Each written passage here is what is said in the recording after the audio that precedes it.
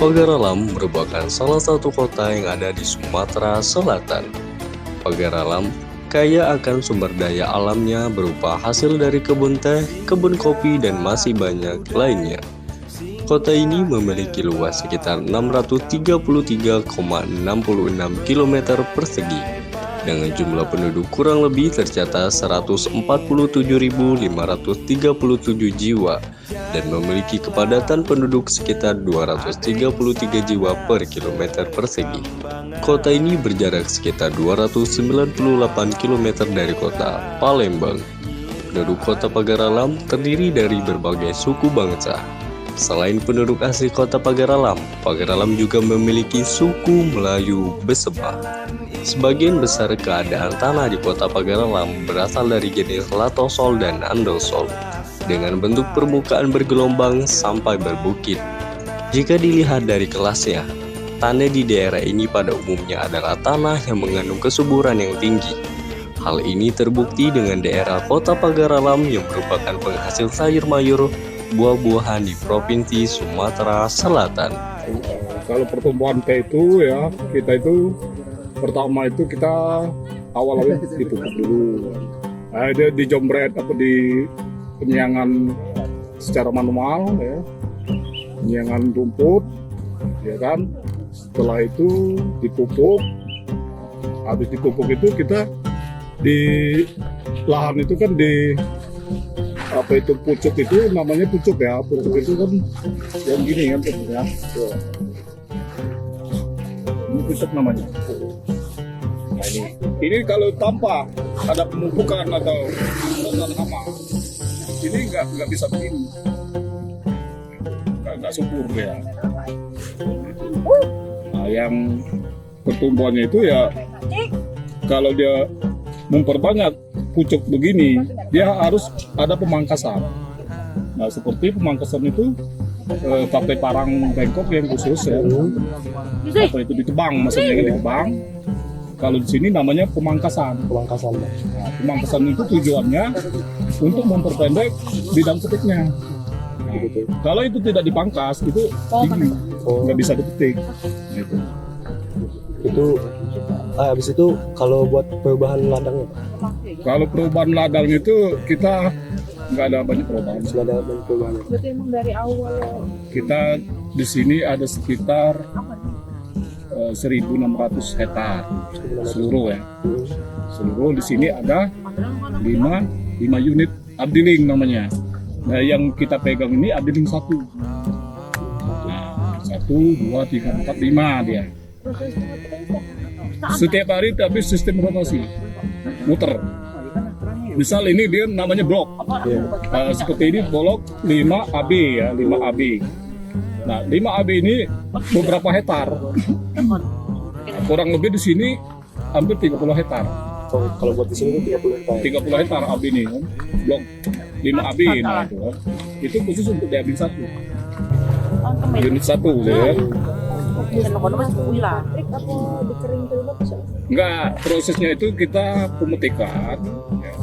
Terus penimbangan dibawa oleh mobil ini kan di truk ya, terus dibawa ke pabrik.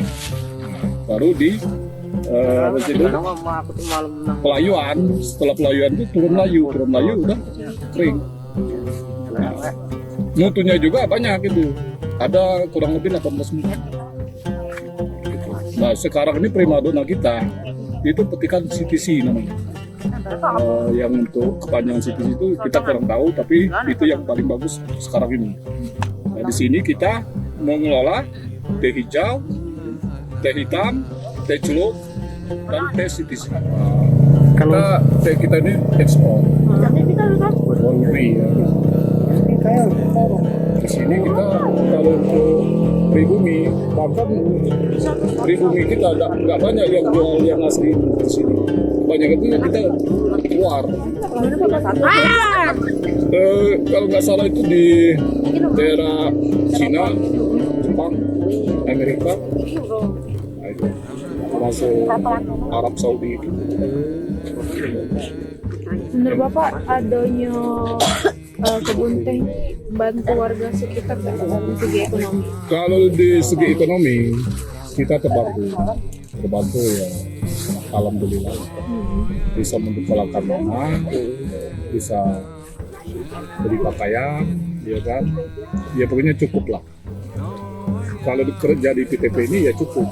Kalau kita mau kaya, jangan kerja di PTP. Bisnis, kalau mau kaya. Dari sini cukup, ya kan? Cukup makan, cukup pakai, cukup untuk anak sekolah, ya kan? Cukup untuk beli mobil, beli rumah, cukup ya kebutuhannya. Total pegawainya banyak Pak? Sekarang ini, Rata-rata warga sini? iya, warga sini asli semua. Sekitar hampir 2000-an lebih. Itu termasuk dinas sama orang. Dengan keindahan dan keunikan yang berada di Gunung Dempo ini, membuat daya tarik wisata alam ini sangat tinggi, terkhusus bagi mereka yang suka dengan pendakian. Sepanjang tahun, gunung ini tidak pernah sepi oleh pengunjung atau pendaki yang ada. Namun, di balik keindahannya itu, ada beberapa sejarah tentang meledusnya Gunung Dempo ini. Sampai saat ini, Gunung Dempo masih memiliki status aktif dan menurut ahli geologi bahwa Gunung Dempo ini merupakan salah satu gunung berapi yang paling aktif di Indonesia. Manusia harimau juga diyakini sebagai penunggu Gunung Dempo. Dia tidak akan mengganggu jika tidak diganggu. Manusia harimau kadang terlihat menyerupai manusia, namun ada kalanya berwujud harimau. Setelah dari Gunung Dempo, kami beranjak ke tempat wisata yang ada di sekitaran Gunung Dempo, yaitu Curug Tujuh Kenangan atau air terjun Curug Tujuh Kenangan. 3, action. Halo teman-teman, sekarang kami lagi ada di Curug Tujuh Kenangan dan setelah ini kami bakalan nge-explore keindahan yang ada di Curug Tujuh Kenangan. Oke. Halo. Hai. Sekarang kita udah ada di Curug Tujuh Kenangan. Ikutin keseruan kita di Curug Tujuh Kenangan. Oke, ayo. Curug Tujuh Kenangan merupakan salah satu destinasi wisata di Kecamatan Pagaralam Utara, Kota Pagaralam, Sumatera Selatan. Air terjun ini sering dijadikan sebagai tujuan wisata keluarga. Selain tempat yang indah, akses yang mudah, dan juga ramah di kantong. Nama yuk Rita, tugas di sini jaga parkir mewakili yang punya wisata. Setiap hari dek di sini, setiap hari buka. Biaya masuk ini kalau mobil ngelihat ramenya, aman motor per motor 10.000. Berarti yang dibayar itu parkir ya, bukan jumlah orang? Bukan, itu parkir itu udah sekalian tiket masuknya itu.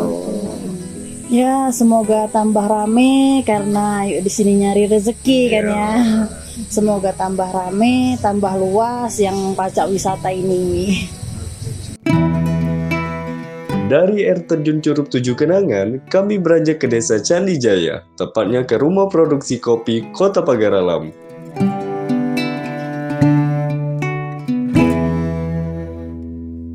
Assalamualaikum warahmatullahi wabarakatuh. Aku Lia aku balik ke Pagaralam ini, masa aku dari bayi balik ke Pagaralam ini, kami berkawati tahun 1998. 2007 aku membentuk usaha kopi kelompok, kelompoknya ibu-ibu. Awalnya itu berjumlah 17 anggota, 17 orang. Modalnya itu kubuan 10.000 sudah. Jadi waktu itu kan kopinya masih murah, jadi kita buat usaha kopi tradisional produksi. Namun kalau itu diguyur, kenapa kita ambil satu diguyur? Karena kalau ibu-ibu kan diguyur aja. Kita tahu dia nak cepat lah ini, kadang-kadang kesibukan ngurus anak, kadang nak ke kebun, jadi usahanya pun diguyur. Itu untuk isi waktu-waktu itu kosong, waktu-waktu itu tidak pergi ke kebun, daripada aku di kerja-kerjaan, untuk kosong, baik itu kebun, buat usaha.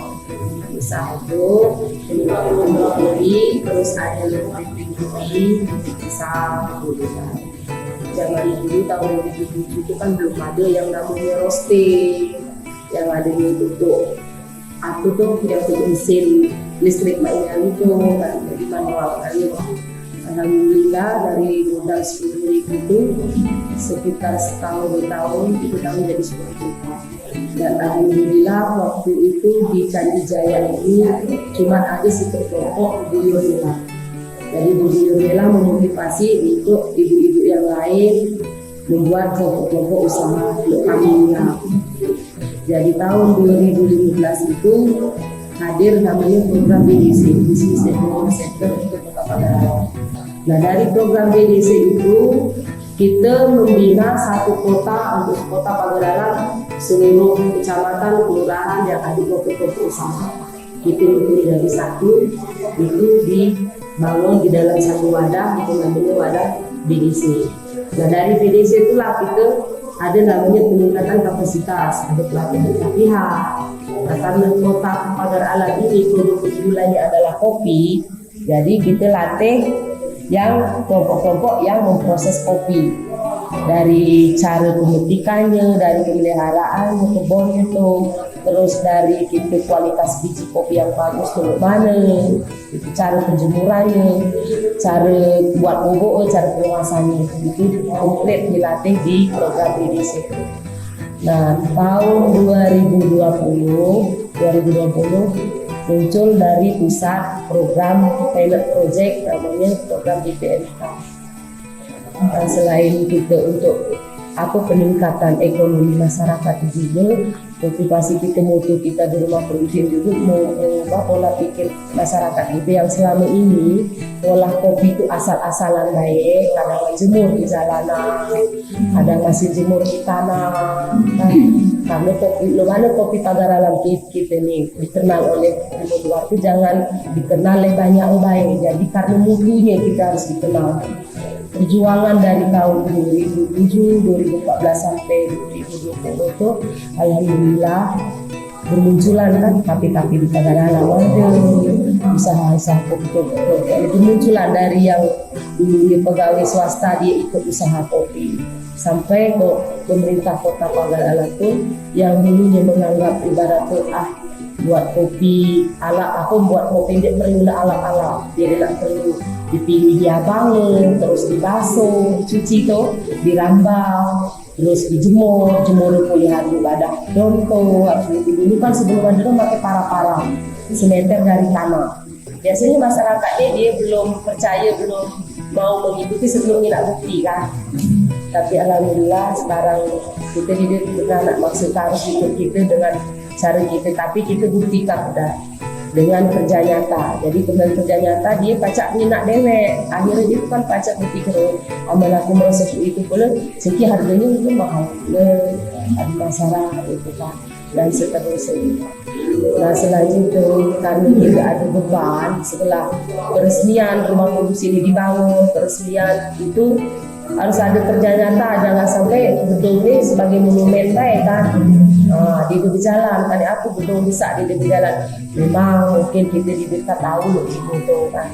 Satu barat kita bangun, pacak kita dengan masuk ke kontainer, ekspor sini, ekspor situ. Kan misi kita nak ngubah, lo mana caranya menciptakan kualitas kopi. Kalau kita nak menjual ekspor itu sama baik dengan pukulan-pukulan di pasar.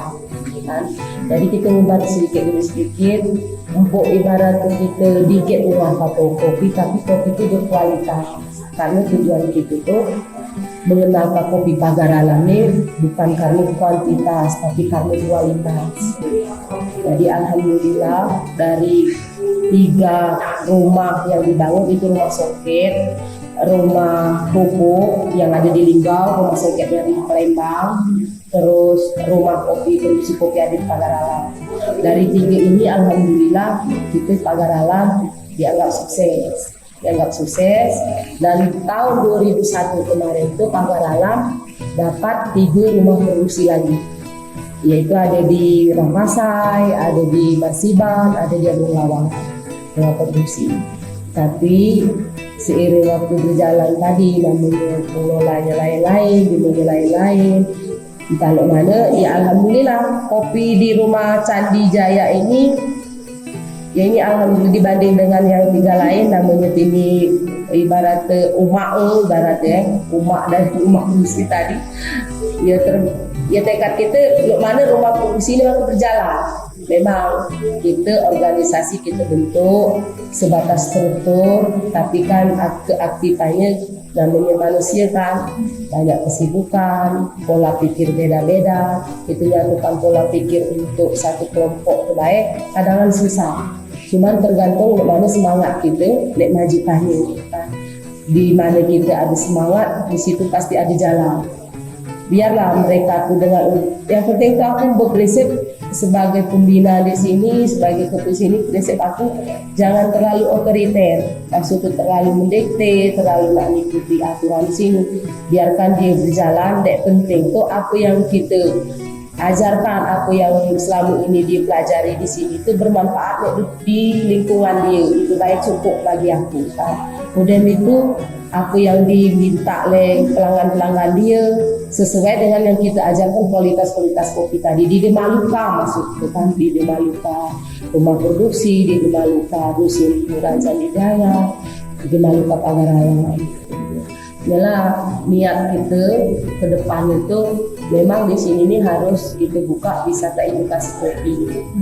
Tapi itu tadi kan untuk menjangkau ke situ kan kita masih butuh perencanaan karena edukasi itu tata ruangnya juga harus kita atur caranya kemana. Nah itu tadi masih berproses lah, tapi alhamdulillah kan di rumah produksi ini produksinya bubuk, dia bubuk green bean, terus green bean itu tahu biji green bean itu biji, terus biji yang di roasting. Pokoknya di sini melayani pesanan dari barat PT-PT, dari yang apa namanya KP-KP yang udah kecil-kecil itu bahan bakunya alhamdulillah kita dari sini. Kita ngirim sudah pernah ke Bangka, bahkan sampai ke Bali untuk skala kedai atau KP-KP. Bijinya dia nggak di sini, kan untuk di Bali, di Bangka, di Jogja, ada yang dari Bandung, Tangerang. Alhamdulillah pemasarannya di luar tuh sudah ada, walaupun dia sampai sekontainer kan, karena kita kan kopi berkualitas, bukan ibarat kopi lo ibarat nek dari pelaku. Kita juga selama ini kerjasama dengan PT Torabika. Nah, untuk tahun ini PT Torabika, tapi kita tidak bertanda tangan kontrak. Kita jangan sampai terbebani oleh kontrak. Kita semampu kita bayar jalan apa adanya. Jadi kan berapa barang kita sangat itulah kita jual. Kalau kita kontrak itu terbebani, kalau kita tidak terpenuhi kontrak itu, banyak hal-hal lah. Kita tuh bukan ibarat usaha tuh takut dengan risiko, tapi memaksimalkan, meminimkan risiko, memperkecil risiko kalau kaca. Kita ambil ibarat usaha itu kecil tapi aman, penghasilannya kecil masuk tapi aman. Karena kita kan tidak modal besar bangun usaha ini, kecuali dengan dulu ibarat toke-toke besar, perusahaan-perusahaan besar tuh mungkin dia tidak takut kan ibarat risiko besar tuh. Kalau kita kecil nih memang itu kalau kita nak jangan takut, kata Jemen, jangan takut risiko, segalanya pasti ada risiko memang, tapi kita tuh kan kalau baca kecil risiko. Itu kan, itu cerita rumah produksi. Rumah produksi ini sebenarnya ada 10 kelompok yang dibina untuk menyetok atau menyuplai green bean atau kopi yang di rumah produksi ini. Itu ada berapa orang gitu? Tadi kan ada 10. 10. Setiap itu ada berapa orang? 10 orang di satu kelompok itu 10 orang. Nah, yang ngelola itu kan. Tapi untuk di sininya yang ada di sekeliling sini lah kita aktif. Karena kan walaupun dia ada di struktur di sini kan punya kesibukan masing-masing kan. Dia ada usaha juga masing-masing. Yang penting di sini kebila Jemendak Kopi ada. Yang penting ada berkunjung ke sini, ada informasi yang diminta, apa yang kita punya yang memang adanya itulah kita sampaikan. Harapan aku itu tadi ke depannya pengen rumah produksi ini selain jadi rumah produksi memproduksi kopi, dia jadi wisata edukasi kopi, belajar mulai dari tingkatan SD lah, apalagi gitu kan di sini mayoritas boleh berkopi. Jangan sampai pada ke anak-anak kita ibaratnya jual kebun kopi tapi jual hasilnya, jangan kebun yang dijual tuh, tapi lo mana kita mengelola hasil kopi itu ibaratnya menginovasi hasil kopi tadi pacak bernilai jual tinggi ibaratnya. Dan mau jual bubuk kopi itu pacak kan gitu, pacak oleh misalnya sekarang itu kan ada peralatan canggih yang buat kopi itu kan ada espresso, ada pinam, ada tau pagi itu kan kalau di kafe-kafe kedai-kedai itu rencana aku ke depan. Kota Pagar Alam kaya akan sumber daya alamnya dan objek wisatanya sangat indah untuk dinikmati. Selain itu, pemanfaatan lahan di sana cukup baik. Kita bisa lihat dari segi pemanfaatan tanah di sana, terutama bagian kawasan Gunung Dempo. Masyarakat Kota Pagar Alam sangat terbantu dengan adanya kebun teh di kawasan Gunung Dempo. Masyarakat Pagar Alam bisa memanfaatkan kebun teh sebagai mata pencaharian mereka. Selain teh, ada juga kebun kopi. Di Pagar Alam juga terkenal dengan kebun kopinya, yang dimana rata-rata masyarakat di Kota Pagar Alam memiliki kebun kopi. Dan Kota Pagar Alam juga memiliki rumah produksi kopi yang sudah terkenal di luar Kota Pagar Alam. Banyak dari luar kota memesan kopi dari sana. Marilah bersama-sama kita lestarikan dan jadikan Kota Pagar Alam agar selalu menjadi bersama, bersih, sejuk, aman, dan ramah.